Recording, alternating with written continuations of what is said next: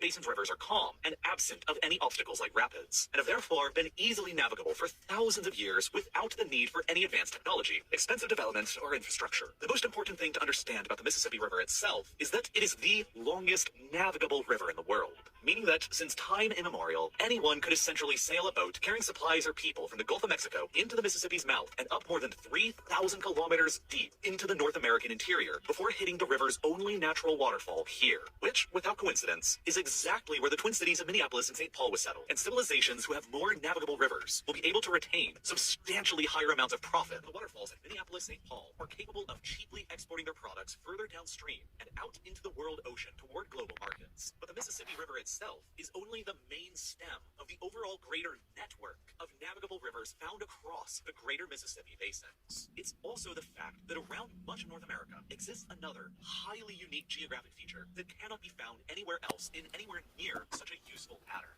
The many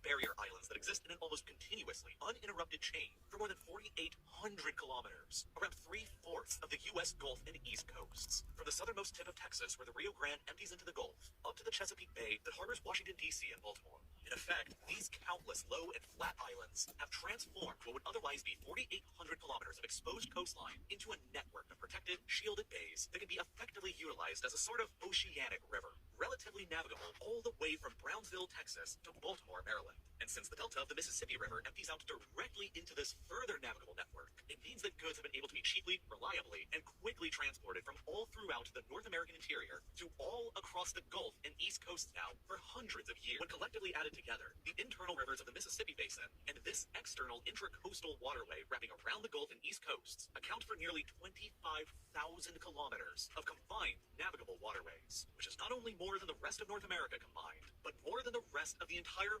planet combined. The end result is the greatest natural transportation system to be found anywhere in the world. An enormous network of freely available riverine superhighways that causes 90% of the lower continental 48 United States to be within just 240 kilometers of an easily navigable waterway. It spans across what also just so happens to be the largest contiguous stretch of arable farmland on the planet as well. It's dry but temperate and perfect for growing wheat like Ukraine and southern Russia, while the central portion is temperate and humid, perfect for growing corn and soybeans. And all of this enormous agricultural land happens to also roughly overlap with the world's largest network of easily navigable rivers. It is a perfect natural recipe for an agricultural superpower to develop from. And when further considering the fact that the intracoastal waterway network further services the transportation needs of everything from Texas to Maryland, the Columbia and Snake rivers flow through the agricultural zones of the Pacific Northwest, and the San Francisco Bay and Sacramento River help out within the Central Valley of California, you can quickly see that with very few exceptions, the vast majority of all of America's agricultural regions are within just 240 kilometers of a navigable waterway to the ocean, enabling food grown across the rural parts of the continent to easily and cheaply be transported to the same continent's urban population centers in a way that simply no other continent on the Earth could ever match. And we're still pretty much just at the beginning here of explaining the sheer scale of North America's big advantages towards maritime power and commerce, because you also have to consider the many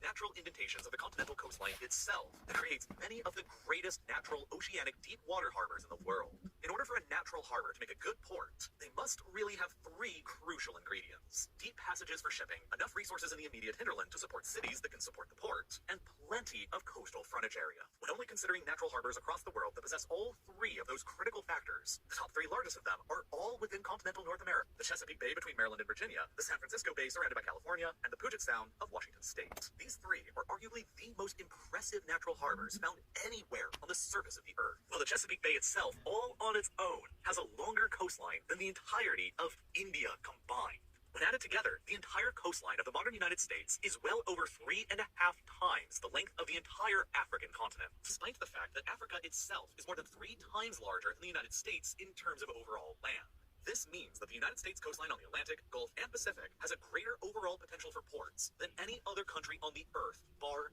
none. The Great Lakes serve as a complementary internal water transportation system to the Mississippi Basin, enabling even further cities deep within the continent to effectively become oceanic ports.